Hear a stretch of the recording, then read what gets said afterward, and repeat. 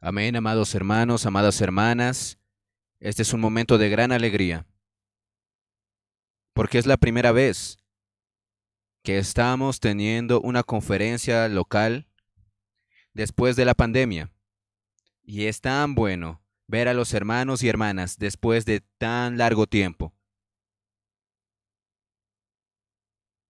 Lo que motivó esta conferencia fue el fuerte sentimiento que el Señor nos dio, porque todos nosotros sabemos que estamos viviendo los tiempos finales.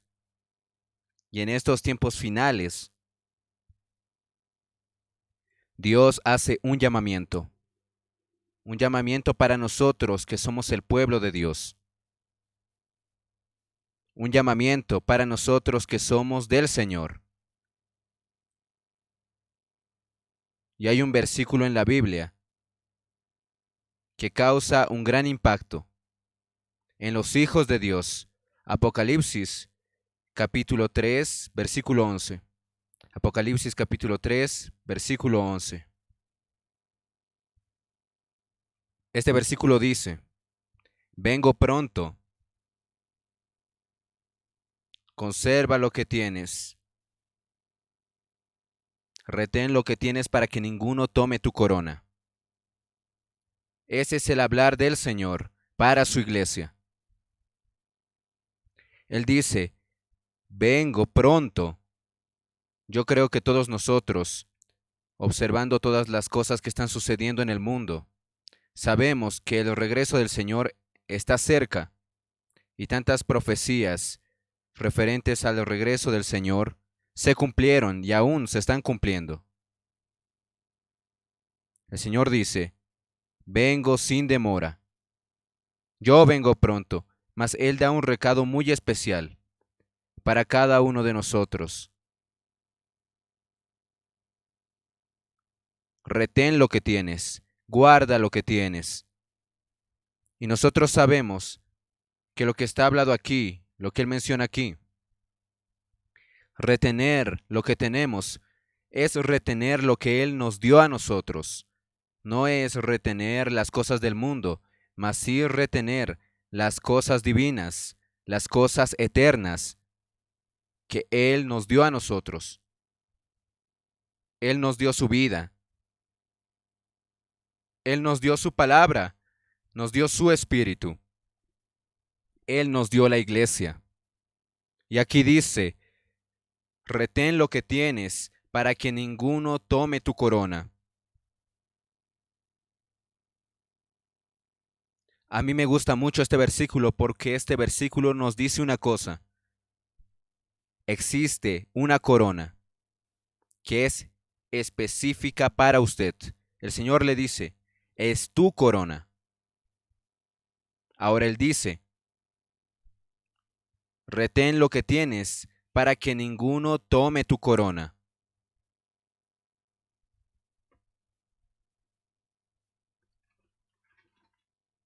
Eso quiere decir de que Dios quiere que usted no pierda la corona que Él preparó para usted.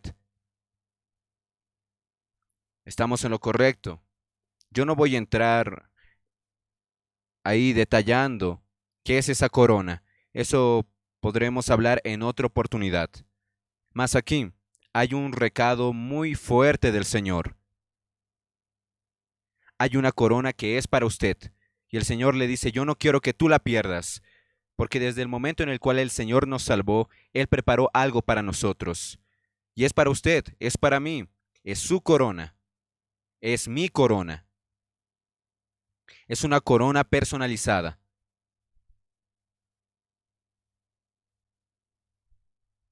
Él no quiere que nadie tome su corona, mi corona. Y es por eso que nosotros estamos teniendo esta conferencia, porque eso es algo que arde en nuestros corazones. Dios realmente hizo un llamamiento a tantos hermanos y hermanas, un llamamiento a todos nosotros, porque Él quiere dar lo mejor para nosotros. Ahora, una cosa que nosotros también debemos percibir es que en este mundo hay muchas cosas que nos atraen. En este mundo hay muchas cosas que son contra Dios, más que quieren involucrarse con los hijos de Dios. Ahora vamos a ver Apocalipsis capítulo 18, versículos 1 hasta el 5.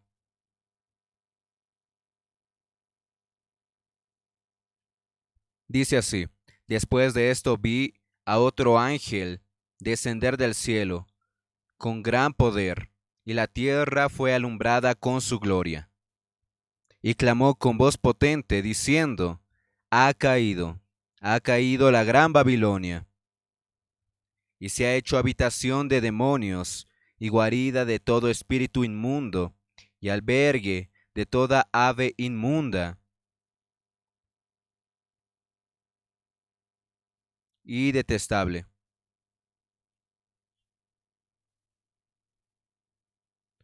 Porque todas las naciones han bebido del vino del furor de su fornicación, y los reyes de la tierra han fornicado con ella, y los mercaderes de la tierra se han enriquecido de la potencia de sus deleites.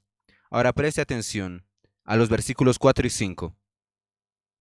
Y oí otra voz del cielo que decía: Salid de ella, pueblo mío, salid de ella, pueblo mío, para que no seáis partícipes de sus pecados, ni recibáis parte de sus plagas,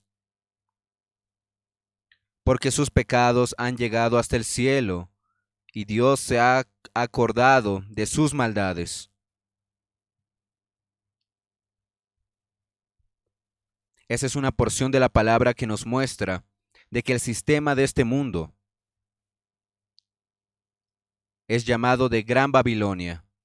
Existen dos aspectos. Hay un sistema religioso, que es Babilonia religiosa, y existe una Babilonia material, que son las cosas de este mundo, que son los reinos de este mundo, que es la economía de este mundo.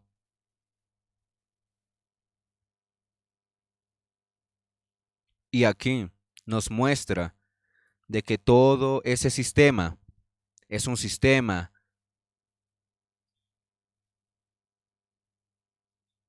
donde los demonios están y los espíritus inmundos están. Ahora, Dios en el versículo 4 hace un llamamiento. Salid de ella, pueblo mío. Salid de ella, pueblo mío, para que no seáis partícipes de sus pecados, ni recibáis parte de sus plagas. Aquí hay un llamamiento. El Señor le dice salir de esa ciudad. No permanezca en ese sistema, salga de ahí. Y ese es un llamamiento de gran importancia. Y ese llamamiento es un llamamiento que está en toda la Biblia. Yo voy a leer ahora Isaías 52:11, que dice: Apartaos, apartaos, salid de ahí, no toquéis cosa inmunda, salid de en medio de ella, purificaos, los que lleváis utensilios de Jehová. Aquí nos muestra de que el pueblo de Dios, que está con utensilios del Señor, que lleva los utensilios del Señor, o sea, un pueblo que lleva consigo cosas de Dios, más que está en Babilonia. Y ahí por eso les dice: salid de ahí, retiraos de ahí, apartaos, no toquéis cosas inmundas.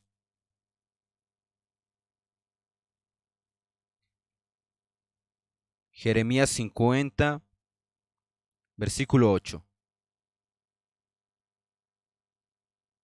Huid de en medio de Babilonia y salid de la tierra de los caldeos, y sed como los machos cabríos que van delante del rebaño. Aquí habla de que huyamos de Babilonia, que salgamos de la tierra de los caldeos y que seamos como machos cabríos que van delante del rebaño. Cuando hay en un corral, Cuando los animales perciben de que ya llega el momento de abrir las puertas del corral, aquellos que son más fuertes van adelante. Y cuando abren la puerta del corral, esos son los que salen primeramente rápido. Entonces el Señor está hablando. Hay que salir. Hay que luchar para salir. No es para permanecer. Jeremías 51:45 dice lo siguiente: Salid de en medio de ella, pueblo mío, y salvad cada uno su vida del ardor de la ira de Jehová, del fuego de la ira del Señor. ¿Saben cuál es nuestra preocupación? Es de que en nuestro día a día nosotros nos olvidemos de quiénes somos, a qué pueblo nosotros pertenecemos. Y acabamos ahí envolviéndonos, involucrándonos con el sistema de este mundo. Nos involucramos con la Babilonia. El Señor nos dice de que nosotros salgamos de Babilonia. 2 Corintios capítulo 6, versículos 14 al 18. Es una porción muy importante. No os unáis en yugo desigual con los incrédulos. ¿Por qué? ¿Qué compañerismo tiene la justicia con la injusticia? ¿Y qué comunión la luz con las tinieblas? ¿Y qué concordia Cristo con Belial? ¿O qué parte el creyente con el incrédulo? ¿Y qué acuerdo hay entre el templo de Dios y los ídolos? Porque vosotros sois el templo del Dios viviente, como Dios dijo: habitaré y andaré entre ellos, y seré su Dios, y ellos serán mi pueblo.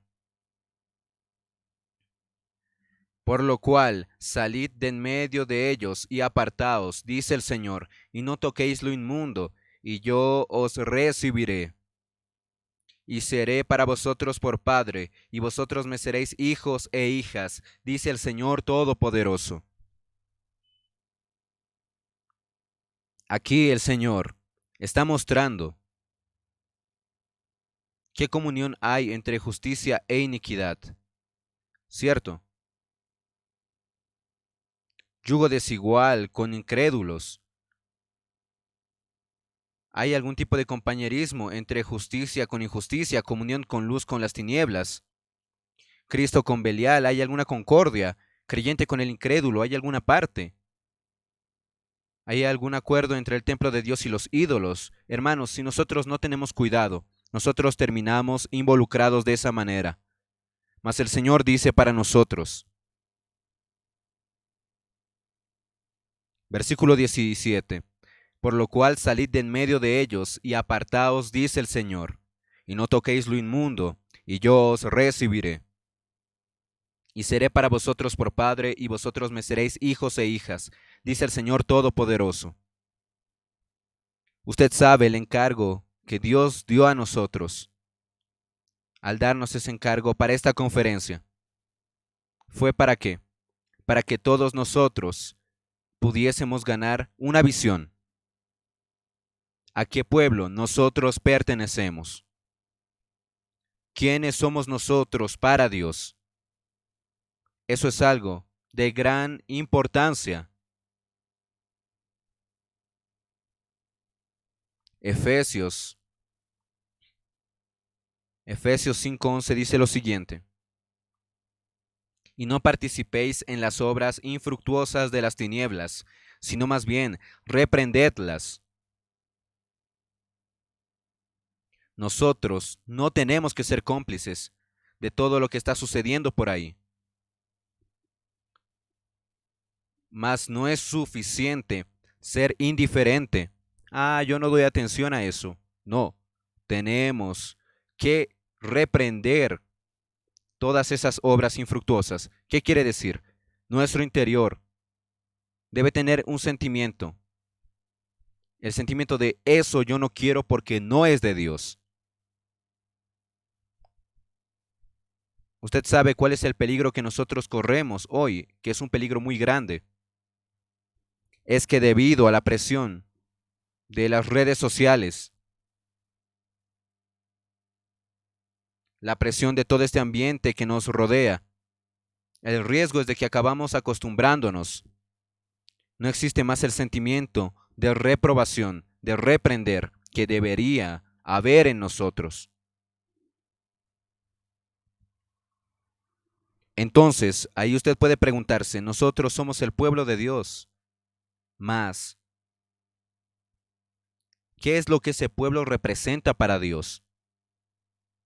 Y es sobre eso que queremos hablar ahora, usando el libro de Efesios. Porque el libro de Efesios muestra los varios aspectos de lo que el pueblo de Dios representa para Dios. Primeramente, Efesios 1:22, que dice así: y sometió todas las cosas bajo sus pies, y lo dio por cabeza sobre todas las cosas a la iglesia. Miren esto, Dios hace de que todas las cosas sean colocadas debajo de los pies de Cristo. Y para que Cristo sea cabeza sobre todas las cosas, lo dio a la iglesia.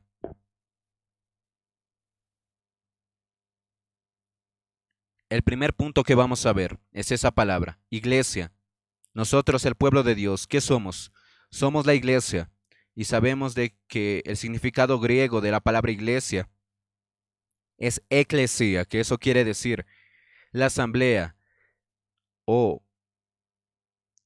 personas reunidas, una reunión de aquellos que fueron llamados hacia afuera. Entonces podemos ver, de parte de Dios hay un llamamiento hacia afuera de todo aquello que es negativo, un llamamiento hacia afuera de todo aquello que no es Dios, un llamamiento para fuera de Adán. Mas lo que nosotros debemos percibir dentro de la palabra de Dios es que nosotros todos somos llamados hacia afuera de Adán. Mas nuestro movimiento no es solamente hacia afuera, mas también para adentro, para fuera de Adán, más para dentro de Cristo.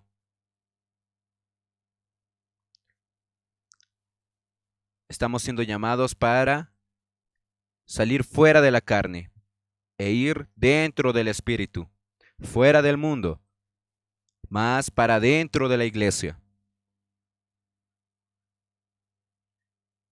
Hacia afuera del viejo hombre, más hacia adentro del nuevo hombre.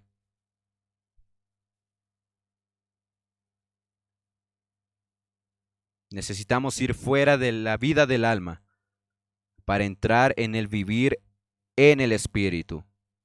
Entonces, podemos ver aquel llamamiento que está en Apocalipsis, nosotros salir de Babilonia, es que es la realidad nuestra. Nosotros somos un pueblo que está siempre saliendo de las cosas inadecuadas para ir dentro de Dios, siempre saliendo de lo que es viejo para ir a lo que es nuevo, saliendo de la muerte hacia la vida. Esa es la iglesia. Y eso somos nosotros. Y Dios quiere ver eso en nuestras vidas. Segunda Corintios, capítulo 5, versículo 17. De modo que si alguno está en Cristo, nueva criatura es. Las cosas viejas pasaron. He aquí, todas son hechas nuevas. Mire, esto es algo maravilloso. Nosotros salimos de todo aquello para entrar en Cristo. Y si nosotros estamos en Cristo, nosotros somos nueva criatura. Nosotros somos una nueva creación. Y aquí dice, las cosas viejas pasaron. He aquí todas son hechas nuevas. Amado hermano, amada hermana, usted no pertenece a Babilonia, usted pertenece a la iglesia. Esa es la asamblea de los que fueron llamados hacia afuera y tienen esa realidad, tienen esa característica. Entonces, sepa, mira a los hermanos de su lado, sepa de que Dios está hablando y este es su pueblo. Porque Dios dice, este es mi pueblo, nosotros somos el pueblo de Dios. Amén. Alabado sea el Señor. Un segundo aspecto que el libro de Efesios nos muestra de lo que es la iglesia, lo que nosotros somos, está en Efesios capítulo 2, versículo 10. Efesios capítulo 2, versículo 10. Porque somos hechura suya, creados en Dios, creados en Cristo Jesús para buenas obras, las cuales Dios preparó de antemano para que anduviésemos en ellas.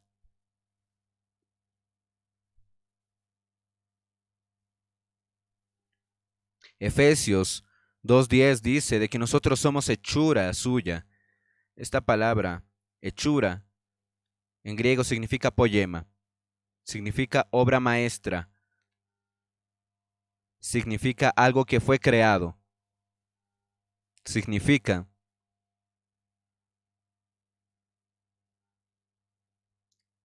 también un poema. Usted sabe, el griego tiene un significado. Esta palabra tiene un significado bastante amplio y trae un sentimiento muy fuerte. Mire aquí, cuando nosotros estudiamos portugués en la escuela, nosotros estudiamos las cosas que nos van a salir prosa, verso, estudiamos poesía.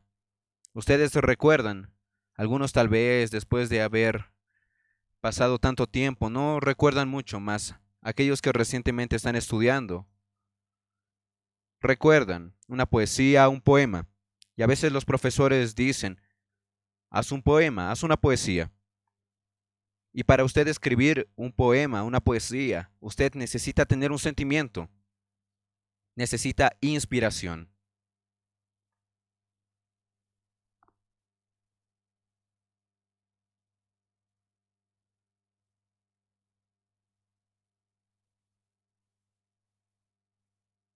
Y luego, cuando alguien lee el poema, dice, aquí el autor está triste, o aquí el autor está alegre. O también otro dice, aquí el autor está apasionado, está enamorado. ¿Por qué? ¿Por qué puede percibir eso otra persona que lee el poema? Porque el autor colocó todo su sentimiento en ese escrito y quiere que las personas que lean ese poema consigan captar el sentimiento de él. Nosotros somos el poema de Dios. Eso quiere decir que cuando el Señor nos creó, cuando el Señor creó a la iglesia, cuando el Señor engendró a la iglesia, cuando el Señor estaba trabajando en la iglesia, Él estaba escribiendo un poema. Y en la iglesia, donde somos el poema de Dios, entonces ahí comenzó a colocar todo el sentimiento de Él. Yo voy a darle un ejemplo. Cuando las personas miran hacia nosotros, están viendo el poema de Dios, la poesía de Dios. Y las personas perciben eso.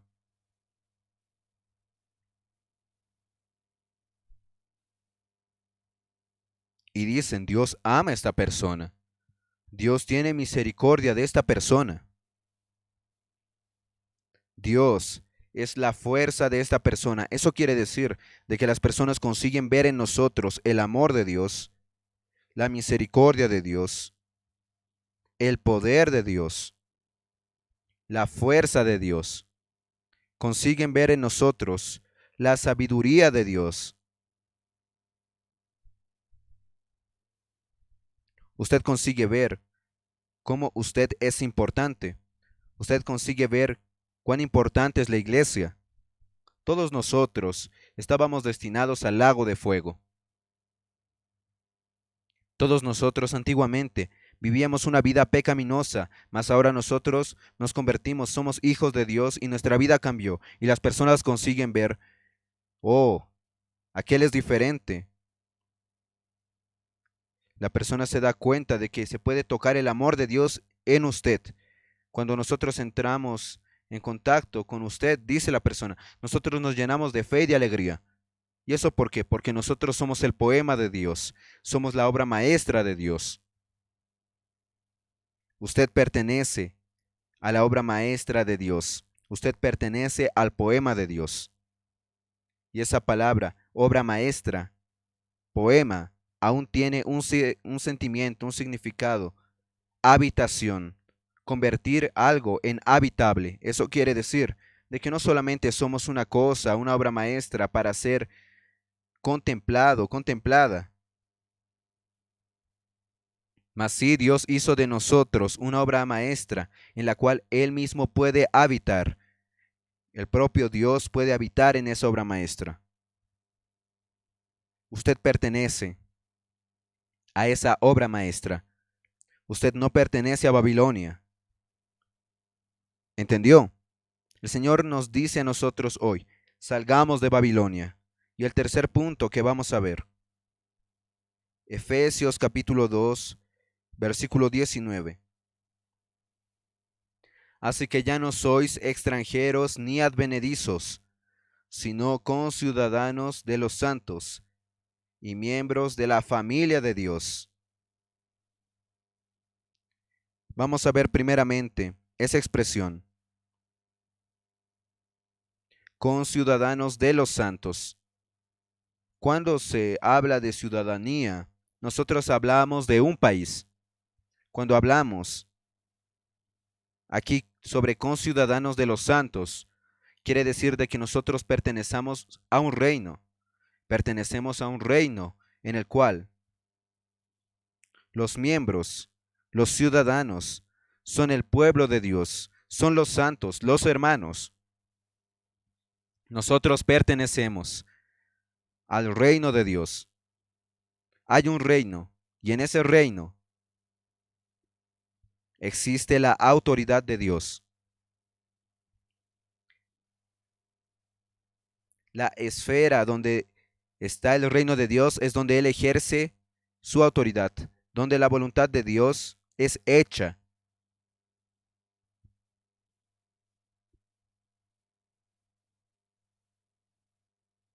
Colosenses 1:13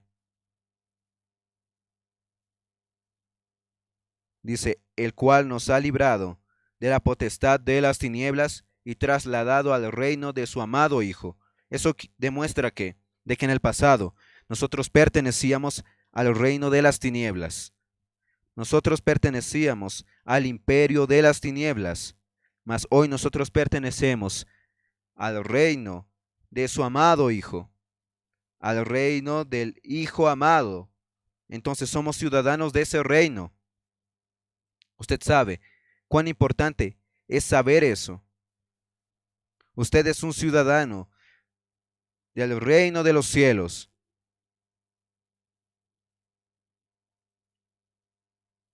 Yo viajaba mucho, ¿saben? A un montón de países. Y claro, para ir a los viajes se necesita de pasaporte. Usted sabe de que existe un rango de pasaportes. ¿Cuáles son los pasaportes más poderosos? ¿Qué es un pasaporte poderoso? Es un pasaporte que usted tiene de un país para ir a otro país sin ningún tipo de observación. Usted tiene la libertad de entrar en ese país en cualquier momento. Todos quieren ir a Estados Unidos, ¿no es así? Usted puede ir allá en el momento que usted quiere. No, usted necesita ahí pasar por un control. Mas hay pasaportes que no necesitan de ese control. El pasaporte alemán. Quien tiene un pasaporte alemán no necesita pasar por controles en Estados Unidos. Ahora, el pasaporte brasilero no es un pasaporte poderoso. Usted necesita pasar por un control. El asunto es de que depende mucho de qué país usted es. Por ejemplo, los descendientes de italianos. Ellos juntan ahí los documentos y dicen, mi abuelo, mi abuela, juntan los documentos y los entregan ahí en el consulado para poder tener la ciudadanía italiana, para un día poder tener un pasaporte italiano. El pasaporte italiano es poderoso también. Ahí usted puede ingresar a Estados Unidos, por ejemplo, sin ningún tipo de visto o control. El pasaporte brasilero también es bueno, mas no es un pasaporte muy poderoso, mas es un pasaporte bueno. Aquí todo depende de qué ciudadanía usted es, a qué país usted pertenece. Yo le quiero decir una cosa, yo le quiero dar una buena noticia. Usted es ciudadano del reino de los cielos. ¿Entendió?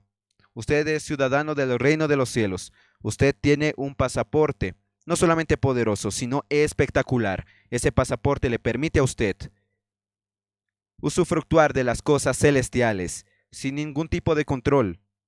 Usted puede en cualquier momento disfrutar de las riquezas celestiales. ¿Eso no es maravilloso? Ahora, un pasaporte de Babilonia. No,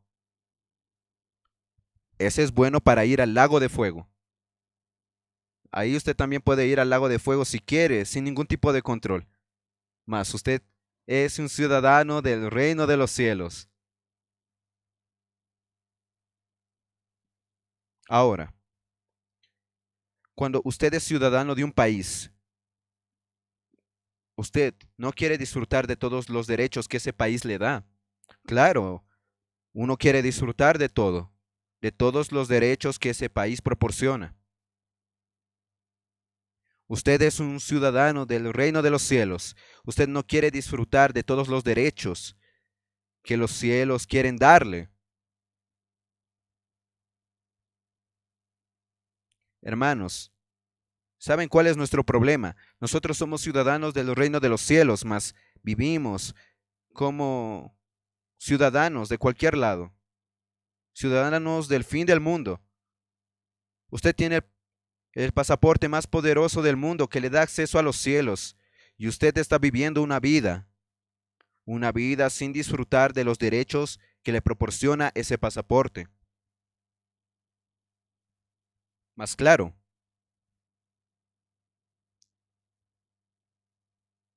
Hebreos 11:16.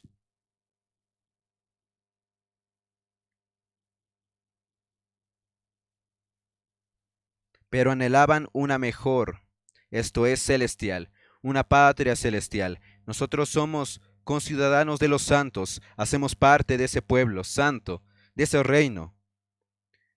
Por eso Dios no se avergüenza de llamarse Dios de ellos, porque les ha preparado una ciudad. Usted, usted percibe, mire, el poder de esta palabra que está en este versículo. Dios no se avergüenza de llamarse Dios de ellos. Es como si Dios hablase para todo el universo. Yo soy el Dios de ellos. Yo soy el Dios de Carlos. Y yo no tengo vergüenza de decir que soy Dios de él. ¿No es algo maravilloso? Dios no tiene vergüenza de usted, porque usted pertenece a su pueblo. Usted fue comprado por él. Usted nació de nuevo. Usted tiene ciudadanía celestial.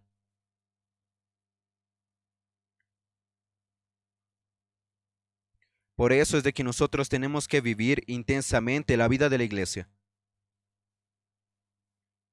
Yo voy mucho al exterior. Y usted sabe cuál es la alegría del brasilero en el exterior. Es encontrar a otro brasilero. ¡Wow! Tú eres brasilero también. ¡Qué bueno! ¡Qué genial! Ahí uno se siente en casa. Es verdad.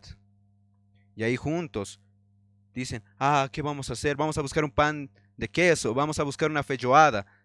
¿Por qué? Porque quieren comer las cosas de su país. La alegría de encontrar a sus coterráneos. Eso sucede también con nosotros. Si encontramos un hermano, tú eres hermano, aleluya, alabado sea Dios. Es la misma alegría, porque nosotros pertenecemos al mismo pueblo, pertenecemos al reino celestial.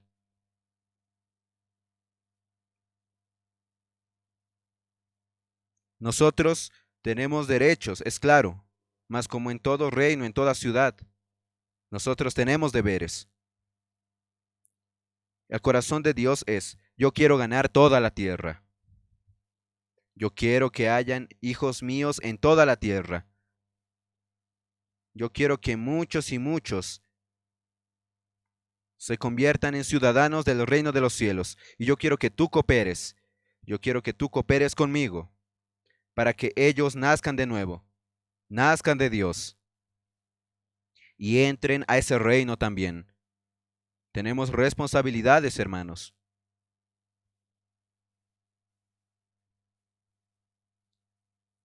Servir en el ejército. Esa es una responsabilidad. Cuando se tienen 19 años aquí, 18 años, se tiene que uno alistar, porque es una responsabilidad. Yo tengo que colocarme a disposición para ser entrenado, para defender a mi país. Aquí es tranquilo, es solamente un año, 6 meses, un año. Es un año, exacto, es un año. Mas yo le quiero decir algo. Hay países donde se hace el servicio militar durante 3 años, porque son países que siempre están ahí listos con respecto a sus tropas y a sus militares. Tienen que aprender a luchar para defenderse, para defender al país. Ahora nosotros somos los que defienden los intereses de Dios en esta tierra y por eso necesitamos prepararnos. Si Dios quiere un ejército, ¿dónde está el ejército de Dios? Se necesita de personas que se alisten en el ejército. Por eso somos ciudadanos del reino de los cielos. Eso es algo maravilloso. Y nuestro deseo es de que el Señor trabaje esa realidad en nuestra vida. Recuerde eso. Usted no es un ciudadano de Babilonia. Usted es un ciudadano del reino de los cielos. Ahora, Efesios 2:19 de nuevo. Así que ya no sois extranjeros ni advenedizos, sino conciudadanos de los santos y miembros de la familia de Dios. Aleluya. La iglesia es la familia de Dios. Usted pertenece a la familia de Dios. Todos nosotros somos una gran familia. ¿Por qué? Porque todos nosotros tenemos una vida en común, la vida de Dios. Todos nosotros nacimos de Dios. Todos nosotros tenemos el mismo Padre. Somos de la misma familia.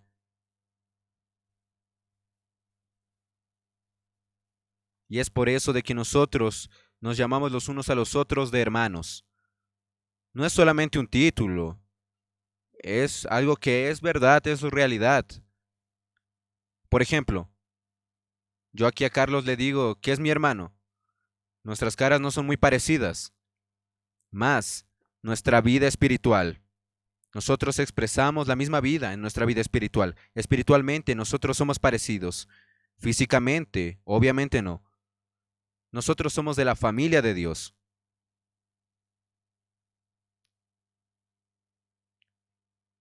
Marcos 3:35.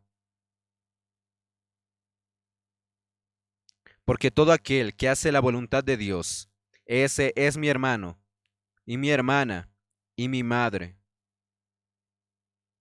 Romanos 8:29.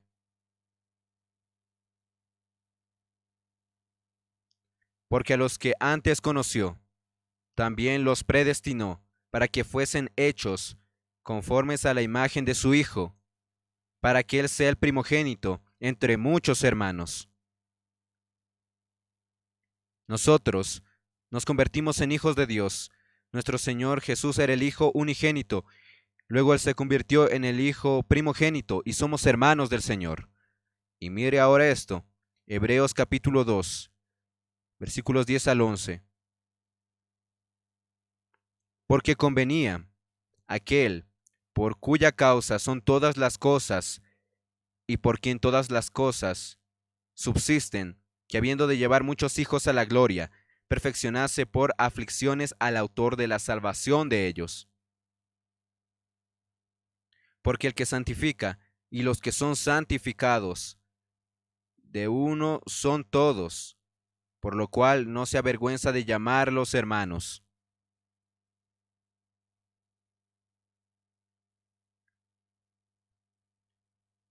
Usted es hermano del Señor Jesús. Él no tiene vergüenza.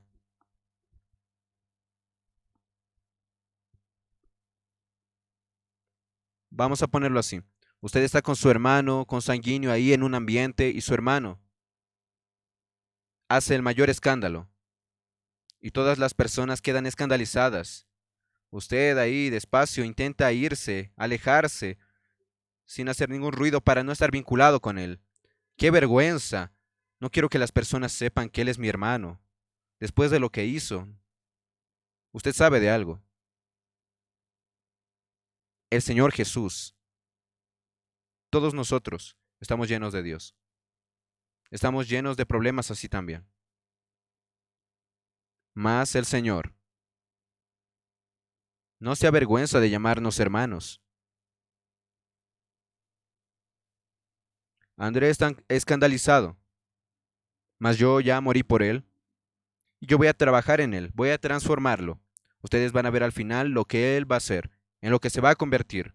Él es mi hermano. El Señor no tiene vergüenza de llamarle a usted de hermano. Ahora, usted tiene vergüenza de confesar a Jesús como su Señor en frente de las demás personas. Usted dice, no, no puedo hacerlo. Mas el Señor Jesús no tiene vergüenza de usted. ¿Quién debería tener vergüenza aquí? El Señor debería tener vergüenza de nosotros porque nosotros cometemos muchos errores.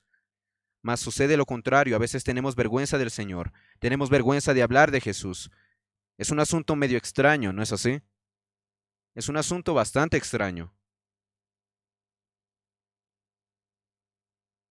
Nosotros somos de la familia de Dios. Tenemos el mismo Padre y tenemos la misma vida. Somos hermanos y ya compartimos en el pasado. Ustedes creen de que yo llamarle a Nelio de hermano es algo muy simple. Para que yo pudiese llamarle a él de hermano, fue pagado un precio bastante alto. Cristo tuvo que morir por nosotros. Entonces tengo que dar valor a mi hermano. Yo tengo que dar valor a la familia de Dios, porque fue pagado un precio muy elevado.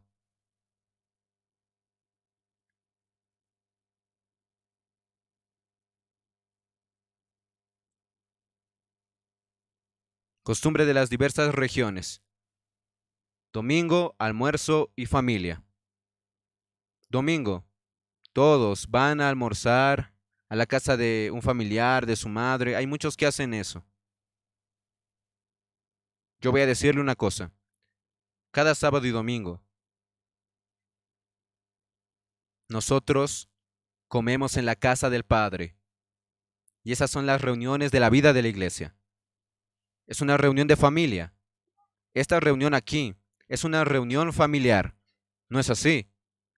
Ustedes saben cómo Dios está viendo a este lugar. Oh, mira a todos mis hijos aquí. Qué maravilloso. Todos mis hijos aquí. Hijos hermosos, hijas hermosas, todos juntos, saludables. Ese es el corazón de Dios. Los padres se alegran cuando los hijos están juntos. Imagínense cuánto más Dios se alegra cuando nosotros estamos juntos. Uno de los encargos nuestros, en esta tarde, nosotros hablamos la semana pasada. Que Dios pueda alegrarse al ver todos los hermanos aquí en el local de reuniones juntos, buscando al Señor. Recuerde eso. Nosotros somos la familia de Dios. Otra porción muy importante. Efesios capítulo 2, versículos 21 y 22.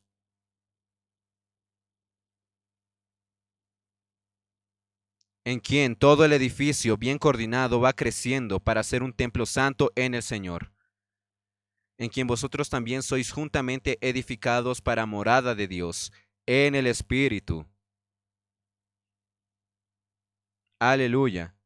La iglesia es la morada de Dios, es la habitación de Dios. Saben, nosotros estamos juntos siendo edificados para ser la morada, para ser la morada de Dios en el Espíritu. ¿Y eso qué significa? Significa que donde nosotros estemos, ahí Dios está. ¿Sabe lo que Dios desea? Si entra por aquella puerta una persona y esa persona mirándonos a nosotros, oyendo las alabanzas, oyendo las oraciones, oyendo la palabra de Dios, oyendo la comunión entre nosotros, esa persona pueda decir, Dios está aquí.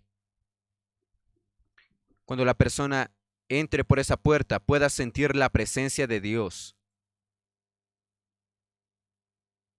Usted puede ver cuán importantes somos para Dios. Nosotros somos la morada de Dios y estamos juntos siendo edificados para ser la morada de Dios en el Espíritu.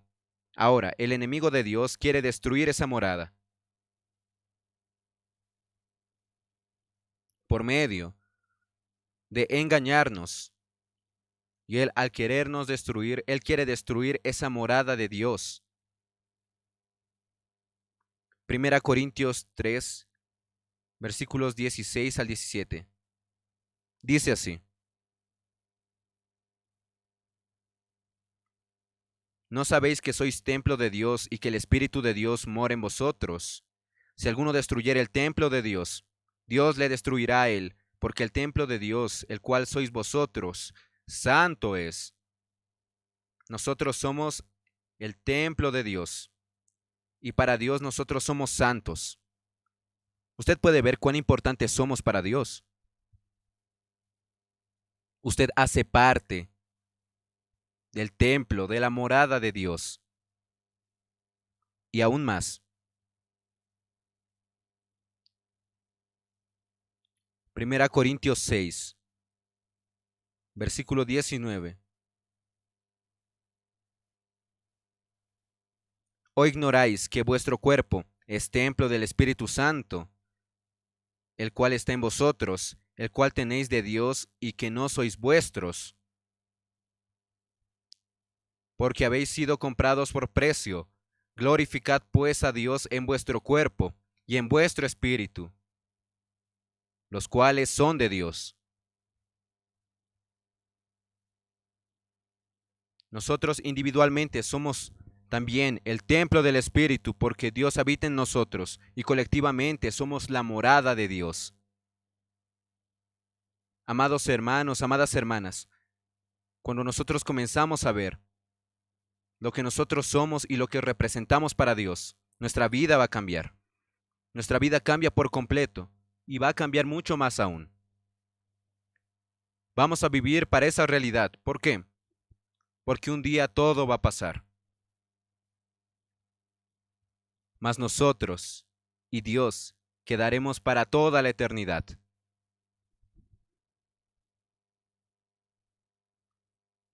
Alabado sea el Señor por eso. La Biblia también nos dice en Efesios 1:23,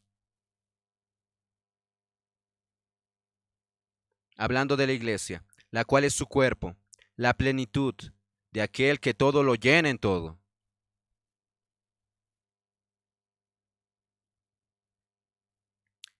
Efesios capítulo 3, versículo 19. Y de conocer el amor de Cristo, que excede a todo conocimiento, para que seáis llenos de toda la plenitud de Dios. aquí nos muestra que Dios quiere llenar nuestro ser. Cada uno de nosotros, que seamos tomados en la plenitud de Dios. Dios quiere ocupar cada espacio de nuestro ser. Esa es la primera acción de Dios. Él se convierte en nuestra plenitud para que nosotros, juntos como iglesia, podamos ser la plenitud de aquel que todo lo llena en todas las cosas. Eso quiere decir de que Dios quiere llenar el vacío que está en nosotros, para que nosotros como iglesia podamos llevar Cristo y llenar todo vacío que está en la tierra. Es eso lo que Dios quiere. Nosotros salimos mucho a orar por las personas. Nosotros contactamos a las personas en desespero, llenos de ansiedad, llenos de conflictos, sin esperanza. Cuando usted conversa con la persona, usted siente el vacío que tiene. Y ahí usted sabe, es en ese momento en el cual usted, que está lleno de Dios, tiene que llenar a esa persona con la vida de Dios que usted ha recibido. Y nosotros como iglesia, yo quiero hacer una pregunta. Uberaba, ¿tiene o no tiene vacío en esta ciudad? Pregúntese ahí usted también, en su localidad, en su ciudad. ¿Hay vacíos? Nosotros, la iglesia del Señor, tenemos que llenar ese vacío para que toda esta ciudad sea del Señor. Amados hermanos, amadas hermanas, al recibir las revelaciones, aún hay varios puntos. Nosotros vamos a hablar en el siguiente mensaje. Yo voy a hablar solamente hasta aquí hoy. Lo que yo quiero decir es lo siguiente. Nosotros no pertenecemos a este mundo. Nosotros pertenecemos a los cielos. Nosotros no pertenecemos a Babilonia. Nosotros pertenecemos al pueblo de Dios. Nosotros pertenecemos a la iglesia. Nosotros pertenecemos al reino de Dios, a un reino divino. Pertenecemos a la familia de Dios. Pertenecemos a la obra maestra de Dios. Y todos esos puntos que nosotros hablamos. Cuando usted toca en eso, usted no siente alegría. Usted sabe, es eso que va a traer sentido a nuestras vidas. Que el Señor pueda bendecirnos. Que el Señor pueda llenarnos con su palabra y darnos esa revelación en nuestro espíritu. Porque cuando ganamos esa revelación, nuestra vida cambia. Amén. Que el Señor los bendiga a todos.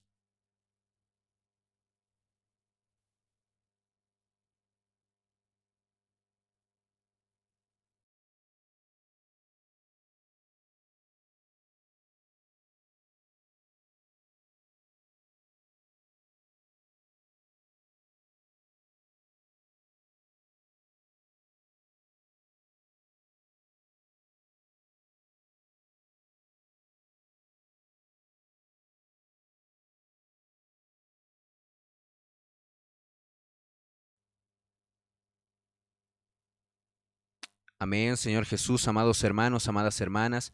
Gracias al Señor por esta palabra maravillosa. Somos el pueblo de Dios, somos la familia de Dios, tenemos una nacionalidad, hermanos, que además de ser tal vez de un país, un hermano de un país diferente al del otro, hermanos, nosotros pertenecemos al reino de los cielos. Esa es nuestra nacionalidad, queridos hermanos. Gracias al Señor por esta palabra maravillosa. Y pues, hermanos, queremos animarlos, ¿no?, a poder rumiar esta palabra, compartirla también con nuestros contactos, con nuestras familias, con nuestros amigos, con nuestros hermanos allá en la localidad. Y también, hermanos, asimismo poder, ¿no?, Señor Jesús, compartir los links en las redes sociales, compartir los links, hermanos, en Facebook, en Instagram, en WhatsApp, hermanos, para poder difundir esta palabra. Y asimismo recordarles de que tenemos un segundo mensaje con nuestro hermano Miguel Ma. Es la segunda parte de todo ese encargo que se ha tenido en esa mini conferencia regional allá en Uberaba. Entonces, hermanos, los animamos a que se puedan, ¿no?, disfrutar estos mensajes. Estemos atentos a Facebook, a Instagram también, a YouTube, para poder disfrutar del siguiente mensaje. Amén, hermanos. Señor Jesús, que el Señor los bendiga mucho. Nos encontramos en un próximo mensaje para disfrutar más de la palabra del Señor. Jesús es nuestro Señor.